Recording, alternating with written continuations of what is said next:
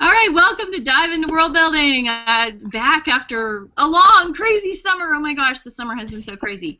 But I'm happy to be here, and I'm especially excited because we have a super guest author today, Stina Leicht, author of Cold Iron. She's been on the show once before, so if you haven't seen her previous video, go find it. But today you're going to actually, that video was fun because it has little hints about cold iron spread through it, but today we get to talk about Cold Iron because it's just come out. Super exciting.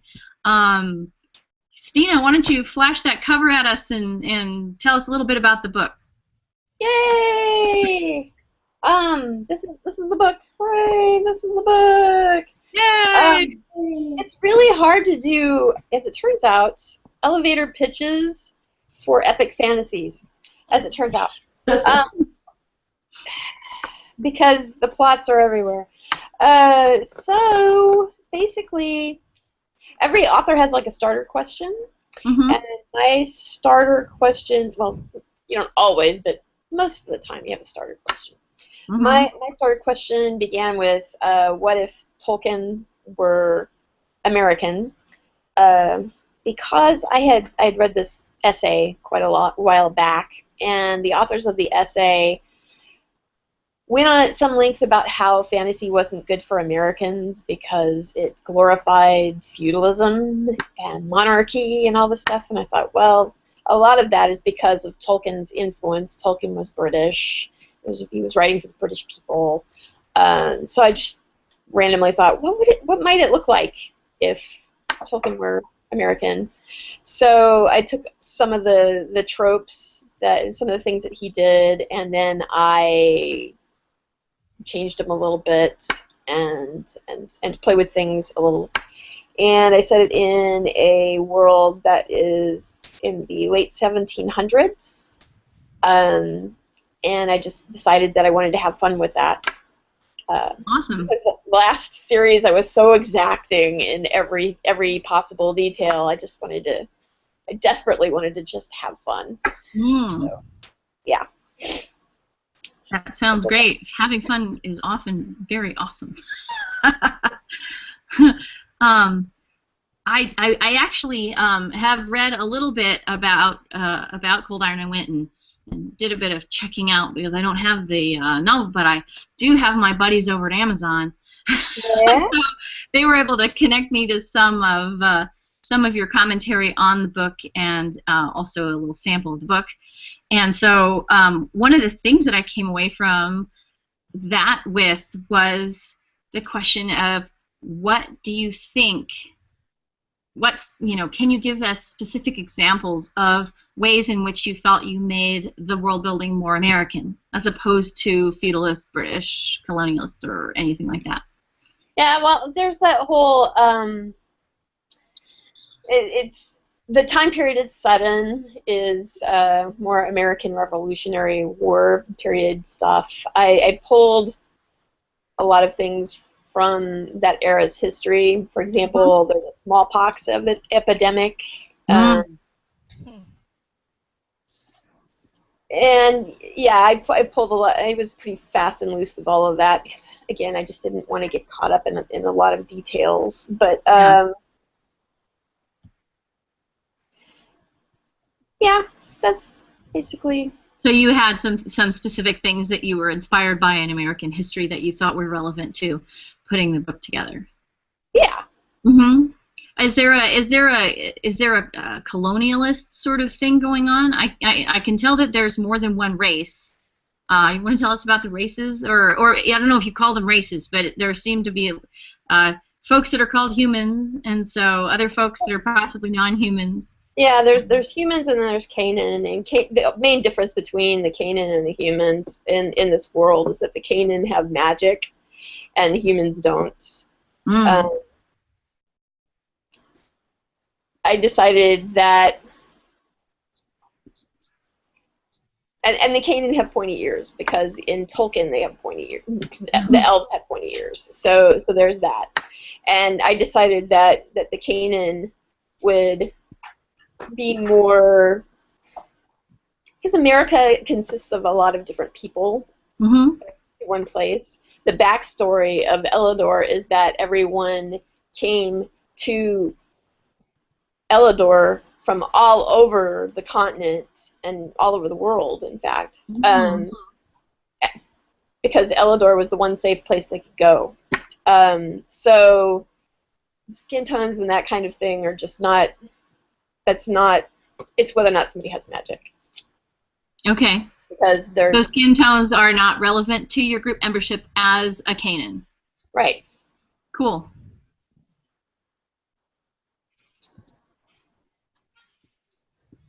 But possession of magic is, and I can see that even in the first few pages. Yeah.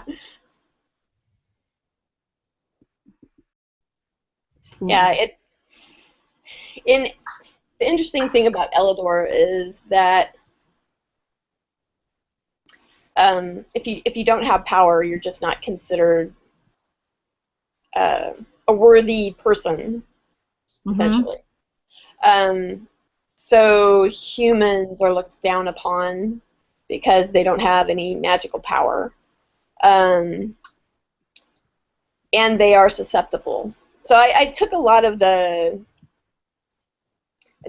tropes that we get from like fairy tales and that sort of thing, and kind of twisted them a bit, because I was thinking, well, what would that have looked like if they were real people? So they have some certain members. They're generally the people that are in charge, have command magic, which operates in such a way that they can tell you that you're seeing something that you're not. Like, for example, I mean, I was thinking of it along the lines of, you know, in Firestarter, her father hands the taxi driver the $5 bill and says, "This is a $500 or $100 bill. Take me and my kid to the airport." And the taxi driver looks at it and goes, $100, yahoo! Off we go. Because, you know, he calls it a push, but in this it's called command magic. So that's how the Fae can get away with paying their bills and dead leaves and that kind of thing. Oh, okay. Yeah. Very cool. But not every Canaan has that It's power. money. Really, it is. It's money. Go right ahead. Not every Canaan has that power. Again, different families have different things that are handed down. And the main thing about the magical powers, I was thinking of that along the lines of how money is handled, because I was at a agency retreat. Barry Goldblatt, my agent, he has a retreat every year for his clients, and we were at the retreat, and Holly Black is also a client. And she gave a talk about magic and magic systems, and one of the things that she talked about was how magical power should have a footprint in your world. And she started talking about how money has a footprint in the world, and so I started thinking about how magic and money, how I could treat magic as if it were money. So everybody has their own individual relationship to it, and it doesn't always work in every single situation, because money doesn't work in every single situation. So I approached it a little differently. There's like a whole, I'm better at writing these things down than I am talking about them. Well, I always take notes, so yeah, I can there's a whole post. There's a post that I did for, let's see, where did that end up? Thinking. I can't remember where that ended up, but there's a blog post that I did on it. Cool. I can't remember what website I did it on. Well, actually, I actually think that, given what we know about America, having magic be treated like money is actually very, Very, very American. Yeah, yeah. And the Acrasians, which will be Probably what you were trying to do. okay, the Acrasians, which they're the enemies of they're the big bad.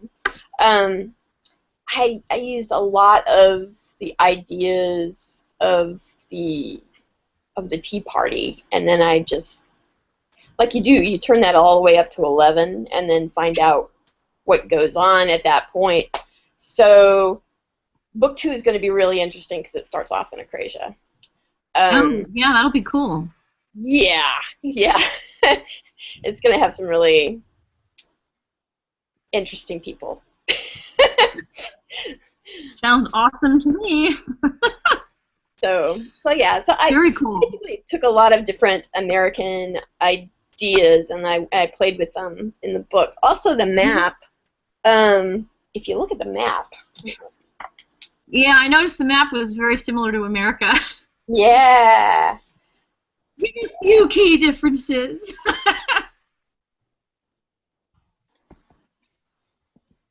Okay, so Yeah. the backstory in this world is that the big bad is coming through these rifts in the world, and so the first rift that was closed was in Elador, and that's why everybody came to Elador to be safe from all over. When Joe told me initially that I had to draw a map, I told him no. I was like, please, for the love of God, don't make me draw a map. Largely because I'm a big Tolkien fan, and Tolkien just did it really, really well. And I just didn't see. I get very easily intimidated when I try to draw a map because I'm immediately going into, well, does the geography actually act this way? Would mountains form like that? Would rivers flow like that? Yeah, yeah. Would that kind of tree actually grow in that kind of environment? What about the climate? Would water actually affect the land this way? That kind of thing. And I just get so caught up in that, and how long does it take to ride from point A to point B, and am I placing these dots exactly, perfectly? And I just was like, please, for the love of God, don't make me do this. And Joe was like, yep, you got to do it. I was like, ah! So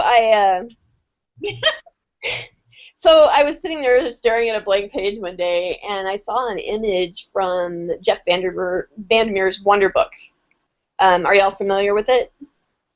Yes. Okay. I got a copy right here. Yes. Oh, there it is. Yeah. Okay, so I saw an image that I guess was a preliminary image that didn't make it actually into the book. That was of a dragon, an outline of a dragon, and he had layered this outline on top of it, and it made like this weird cloud shape. And for a second, my brain went into, ooh, you can see interesting shapes in that. Those are it's made of dragons, but it looks kind of like a continent. And then my brain just went, oh, snap! So if there are... We're not seeing it right now because it disappeared, but... The big bad all right, great. From the ground. If the big bad's coming up from the ground, then I thought, well, I'll just take images of demons and ghosts and things and layer them one on top of each other until I come up with the map, which is what I did. You can't really see it, but it operates kind of like if you look at Florida. You can see. So I figured it would operate kind of like with clouds. If you look up in the clouds, you will see shapes. Generally, and everybody plays around with that idea.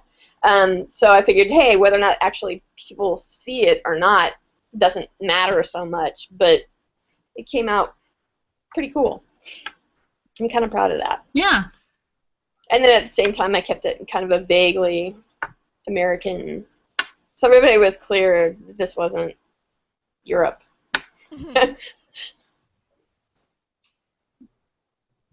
Cool. So, so who are the native peoples of this region, and can you tell us a little bit about how that works? Is there a history of settlement or population or anything like that in this? I mean, I noticed that you say that everybody moved into Elidor. Yeah. No, everybody, the native peoples are actually, they're all Canaan, all of them. And they each come, everything's divided up in different countries and such. But,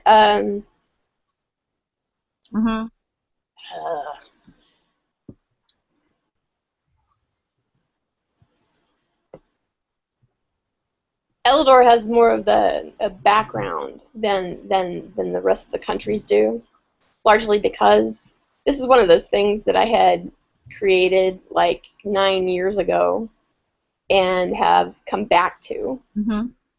So there's a lot of information out that I have, but I'm not entirely sure at this stage which parts of it I'm going to keep and which parts I'm going to ditch. So that's why I'm hesitant about answering that question. But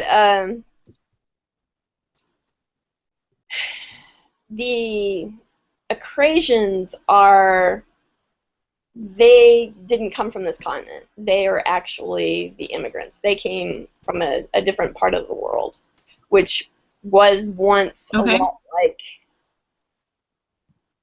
it's kind of based on ancient Rome, so their back history is more like ancient Rome. And so they came from there and then immigrated to Acrasia. So they're the invaders.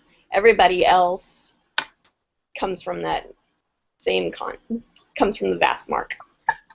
I'm still working on it, obviously. No, it's cool. I mean, obviously this stuff can develop as you go along. Well, it's what I wanted to do with this. I didn't want to have everything set in stone, like I said. I just wanted to try just having a good time with it for a change, instead of getting all caught up in every single freaking detail, and just see what happens. I don't know. I feel like sometimes people get so caught up in that it kind of, it makes it really hard to be creative. You know what I mean? Yeah. And I mean, you can get caught doing research for endless amounts of time, as you well know from the research that you did on your last series, right? Yeah. And I specifically didn't. What would you say were your? I understand. So what would you say were your research influences here? I'm assuming that you were going mostly on principles and then making a lot of stuff up. Did you have particular principles that you wanted to make sure you bore out? It sounds like you're very concerned with geography and things like that. I did a lot of reading about the Georgian era. So I'm having a hard time with that question. I'm trying to think. There was like a really great book called Pax Americana, which was a really good book on the American smallpox plague. That one I used quite a bit.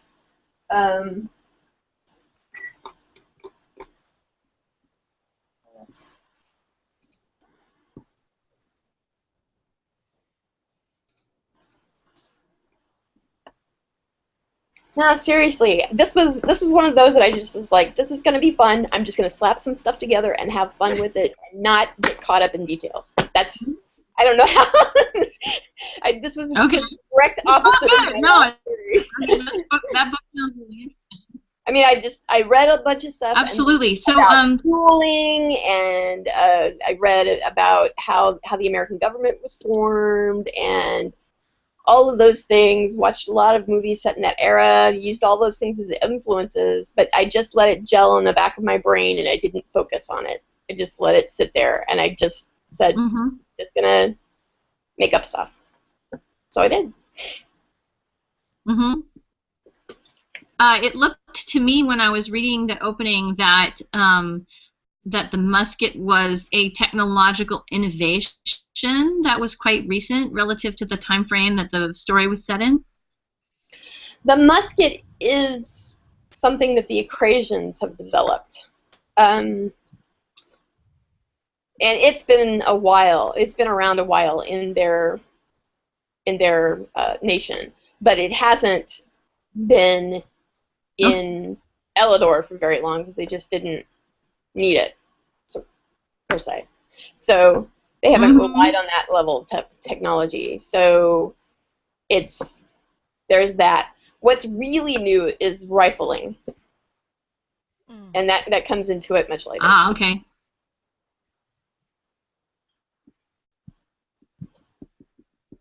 So I'm hearing you say that this is not the only book. So this is going to be a full trilogy? I don't know how many books are going to be in it. Because I believe in standalones.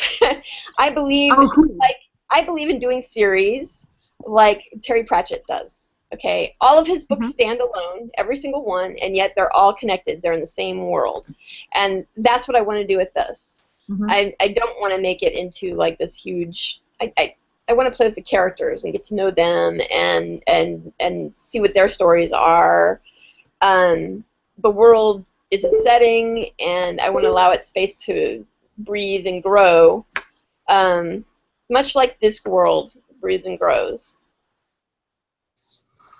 That's the kind of stories I like, too. I don't like a really tightly structured trilogy or whatever. I like continuity, loose continuity.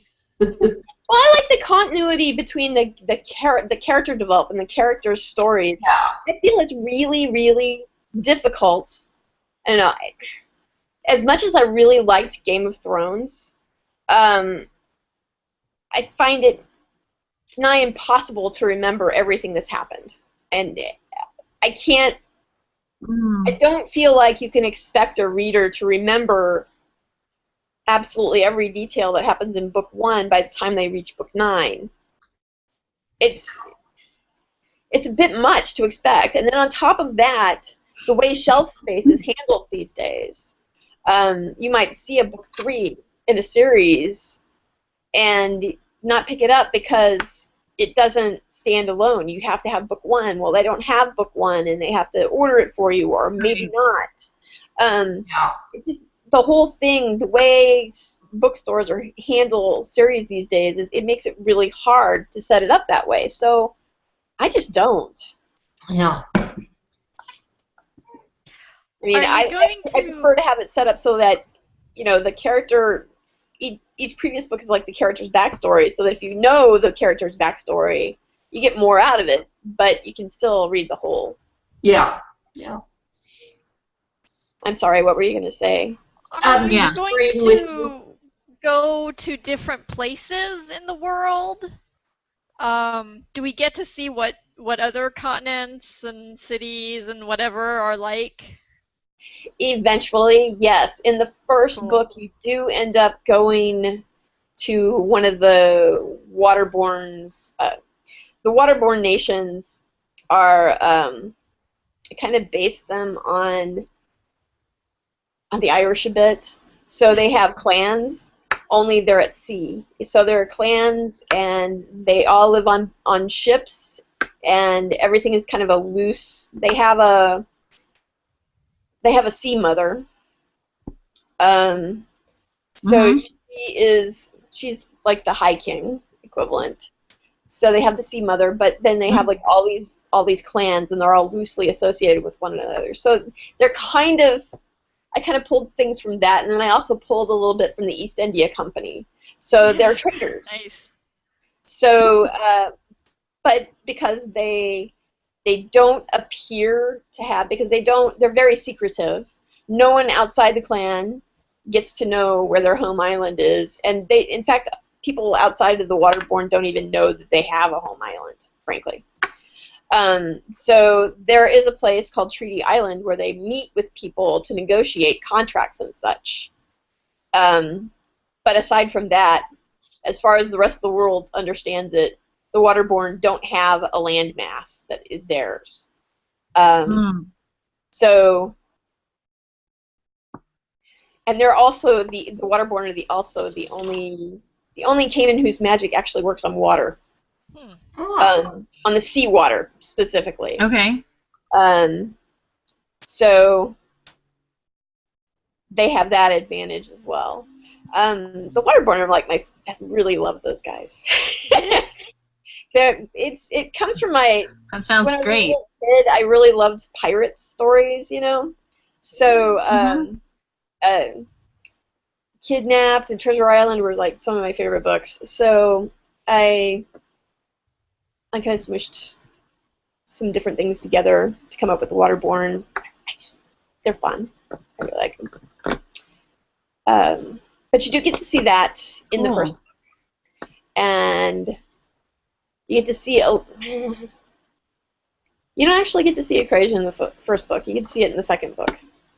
But yeah, one step at a time. Yeah, absolutely. I mean, so already the 650 characters. pages long. Yeah. Well, so there you've got the main character in the opening, who is Nels. Right. Is he the only point of view in the first book? No. No, there are 3 points of view in the first book. It's organized a little like Game of Thrones. It has a mosaic plot structure. So there's Nels and there's his twin sister Suvi. So she has a point of view, and then also Ilta, she's a very very powerful. She's a seer and a healer, and she's so powerful that it almost drove her crazy when she was very young. So those are the 3 point of view characters. Okay.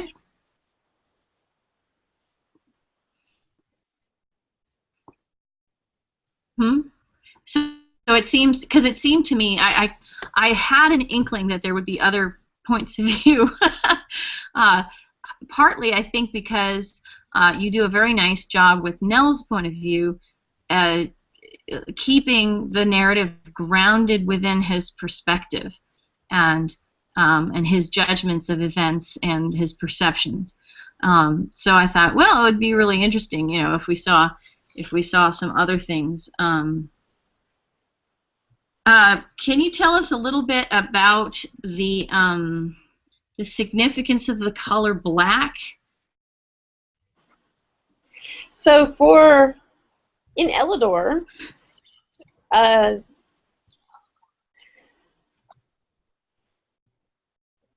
they have pulled a little bit from a lot of this book comes from the 1970s, because that's where a significant portion of my childhood memories are anchored.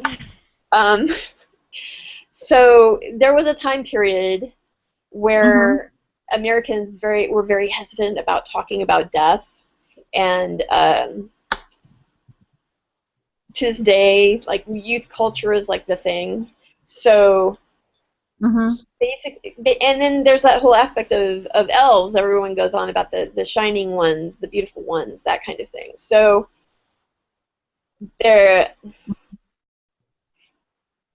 they talk about themselves as if they live forever, but they don't.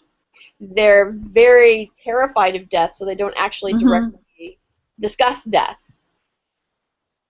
The soldier class, because they deal in death, are separated from the rest of society. They live in their own part of the city. Each city has the soldier sector. They live in their own area. They are considered unclean. Sorry, I need to turn that off. I shouldn't be doing that. So they live in their own sector. They're considered unclean. People don't associate with them very much. They have cleansing rituals, and they're very, very careful about who they touch, even who they associate with. They can't sleep where other people sleep. They can't hang out where other people hang out necessarily. There are very strict rules about them. So they wear the color black because that signifies death in Elador. So no one else wears that color. The Eladorians are also very frightened of death and blood. Those two things are like considered unclean. So yeah. I based a lot of that on what was going on in the 1970s with how the American soldiers were coming back from Vietnam and people were spitting on them and that sort of thing. So that's how that got in there. Yeah, that's pretty fascinating.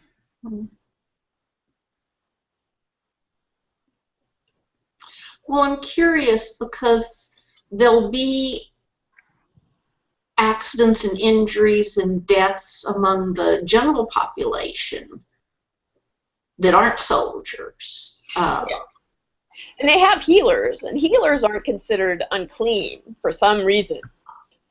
Because nobody's 100% logical, right? Right. So, I mean, these deaths happen, but they don't talk about them. They discuss the person that has. They never use the word death. They'll use that person has passed on. That person has gone somewhere else. That person. If you think about all the euphemisms that people use for death, that's basically what they do. Only it's more of an extreme. They just don't want to. They don't want to face that. They don't want to admit that. They don't want to talk about that. It's kind of like the U.S. and sex, you know. Violence is okay, but sex, dear God. Oh. Yeah, for sure. Okay, that's interesting. Are there other distinct social groupings like that, or is that the main one? Well, there are. That's the main one, really. Within Elador, they definitely have royalty, obviously. But the thing is, Nels and Suvi's mother has wanted to move the country into a more democratic kind of government.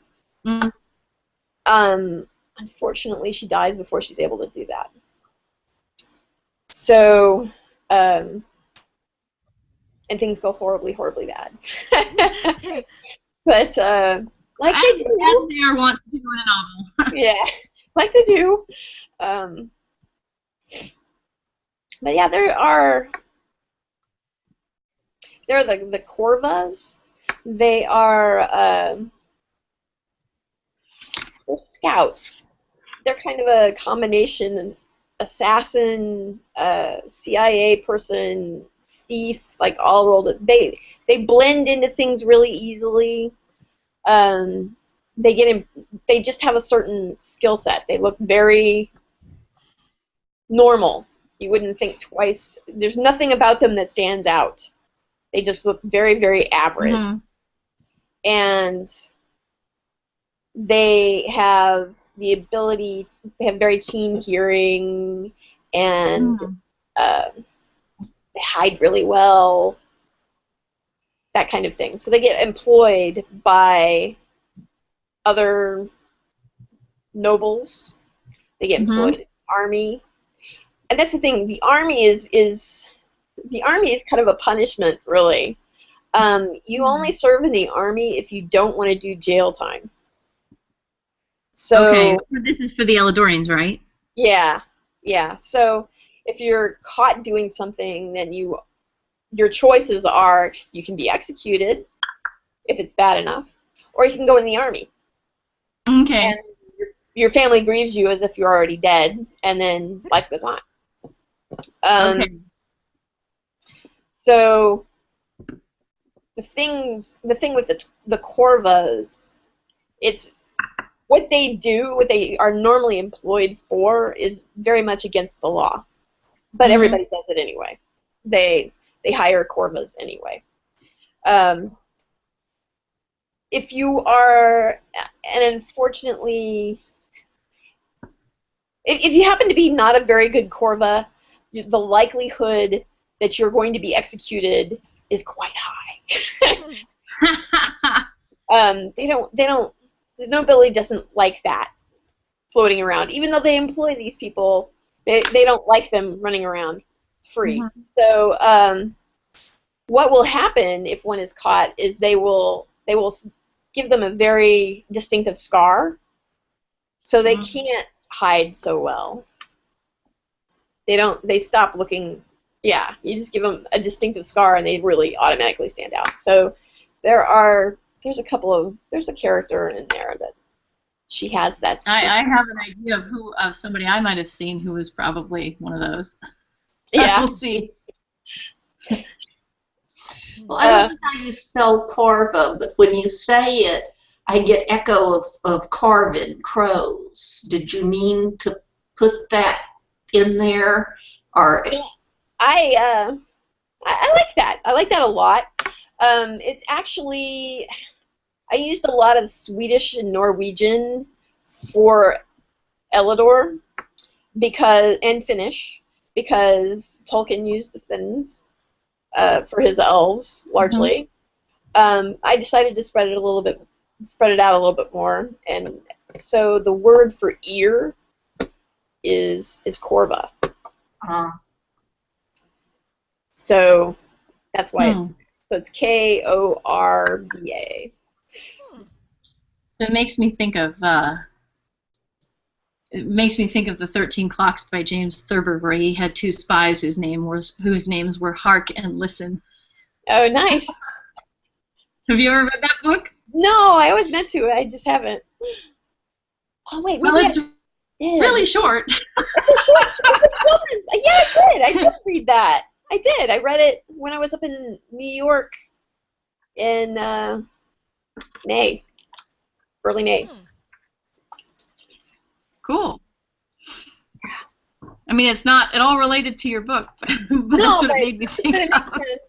No, I took a lot of, like, Ilda's title means eye in Finnish, or seer. I think it means eye of the people. I think that's what I did. So I kind of wished those words together. Yeah, I'm not very good with languages as a rule, so because I'm dyslexic. So I wasn't about to make up my own language. That just wasn't going to happen. So I decided to use the names for the months, which you'll see in the next book, are all Finnish, for example. And I figured if I smash them, stole from different parts of Scandinavia, I figured that it would be a nice reflection of people coming from different aspects, because in the United States we have different place names. Some of them might be American Indian names that have been twisted a little bit. Some of them might be Spanish from Mexico, and others might be, you know how it is here. So I just wanted to play with that a little bit, and not. It wouldn't be clean. It just wouldn't.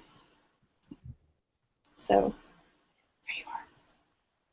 Yeah, no, there's very little about language that tends to be clean, so that's good to see. Especially if you have whole populations moving around and fighting over territory and stuff like that over the course of history, you're definitely going to end up with a mixture of different kinds of things. Yeah, the main three countries that operate Very cool. The first book, it's Elidor, Etlane, and Ekrasia. And Etlane is spelled with a Y. Can you put them in our chat bar? please? Sure. Oh, wait. Ah!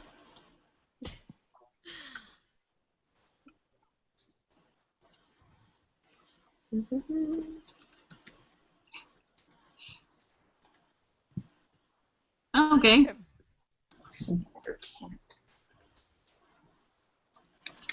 I was close, but I hadn't got it quite right. So I'm glad that you put it there. That's cool. Yeah. Ah. Thank you for that. Very helpful. Now I will not totally screw it up when I have to write this down. Well, I mean, it's in the book. Yeah, no, and I have to get the book, so that is a great reason for me to do that. But if in case That's right. in case I have to write this up before I actually get my hands on the book, then that will be very helpful. Awesome. Okay, let's see. More questions. More questions? Tell me if I'm assuming that the title has some significance towards aspects of the world or the plot. It does. So it sounds very sort of. It sounds like a reference to fairy. Yes, it's supposed to be. Cold iron is traditionally it's actually a direct reference to a sword, and water steel is something that that the Eladorians specialized in. It was part of what. It's particularly effective against the big bad, as it turns out. So there's that, and then there's also there's a method of making bullets that the Acrasians use against the Eladorians that they refer to as cold iron. It's especially destructive.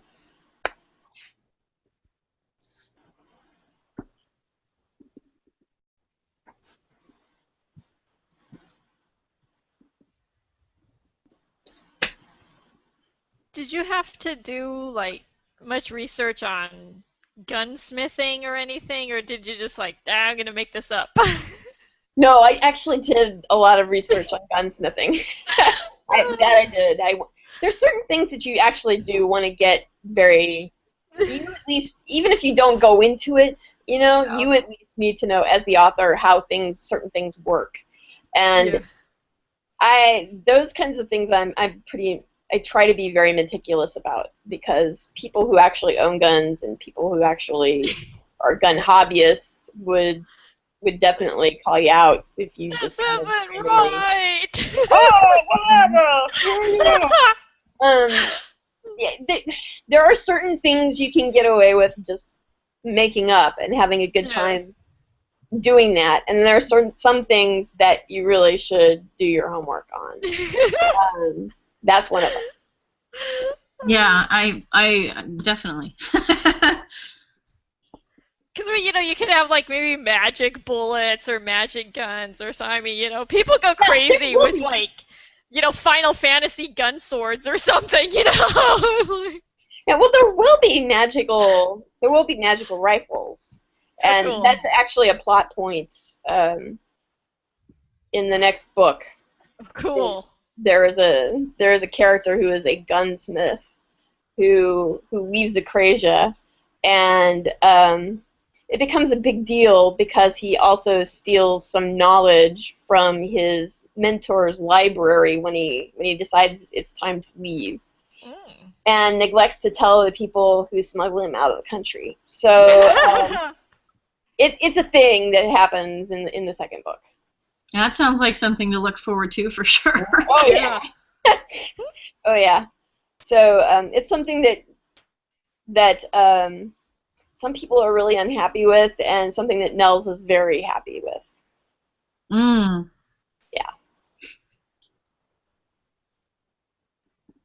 Because that's particularly useful. Sounds fascinating. Super. Well, we're at 5 minutes to 5, and so yeah, this sounds really exciting, Stina. I'm really glad to see it getting so taking on this new dimension in reality and being so, yeah, because it seemed like it was. Whoa, where'd you go? Ooh. Oh my She dropped god, out. we lost her completely. Uh-oh. She's so excited So she we're dropped still out. live? And we're still live, yeah. Okay. How does that even work? I don't know. Oh Yeah, boy. this has happened before. Like Maurice Broadus was here and we lost her. And there was this long stretch of time because I was the only one there with Maurice Broadus. And we're just kind of like staring at each other and waiting in like uncomfortable silence because we're total strangers. And it's just kind of like, when's Julia gonna come back? Eventually, one day. Wow, that's Well, while we What happens wait, do you if have anything else you cut wanted to this? tell us? well. I tend to be very character driven, so that tends to be my focus on things. Which is why epic fantasy is such a strange thing. There it is. Are you guys still there? Yes! We're still My here. computer just dumped me in the middle of a sentence. Just suddenly dropped out. Well, it was like all of a sudden my whole screen went black, and I'm like, this is not what we wanted. No, that's not Just what when I was we wanted. starting to tell you how it's so cool how everything's come together and gotten so much more detailed and in depth, and yeah, it's really, really neat. So I really appreciate you coming by to tell us more about it. No, thank you. Thanks for having me. Yeah. So are there any other questions before we wrap up? Anybody? Bueller? Well, I want to hear the last of what you were saying about being character driven. Yeah, that's just how I tend to write. I really enjoy character-driven pieces, so which is kind of a weird fit for epic fantasy because it doesn't tend to be the emphasis in epic fantasy tends to be more in the world building and that aspect of it, and so it's just a different it's a different approach. I didn't. In some respects, it's a different approach, but I don't think you can really separate character from world. I mean, you can, I guess, but yeah. I mean, it's all part of what influences. But I can see that your characters are very connected to their world. Yeah, but I gave that less emphasis in this series because again, I just wanted to have fun with it. I didn't want to. I mean, I cannot even begin to tell you how stressful it was writing the Irish stuff, and I love it. I love it, and I will write more of it, and I really enjoy it. But it is highly stressful. Making sure that everything is absolutely right, and I just didn't want to do that with this book. I just wanted to have fun with it, and play with ideas and play what ifs. I did do some research, but I just didn't make it the be all end all that I did with the Irish stuff.